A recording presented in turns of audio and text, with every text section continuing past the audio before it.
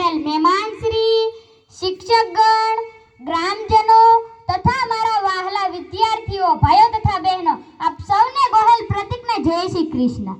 આજે મારે તમને એવા વિષય ઉપર વાત કરવી છે કે ઘણા લોકો તેનો સદુપયોગ કરે છે અને ઘણા લોકો તેનો દુરુપયોગ કરે છે. સદુપયોગ કરે છે તેને મારા વંદન અને દુરુપયોગ કરે છે તેને મારા અભિનંદન.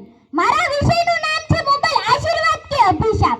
बदलती दुनिया का ऐसा असर होने लगा, बदलती दुनिया का ऐसा असर होने लगा, आदमी पागल और फोन स्मार्ट होने लगा, आदमी पागल और फोन स्मार्ट होने लगा.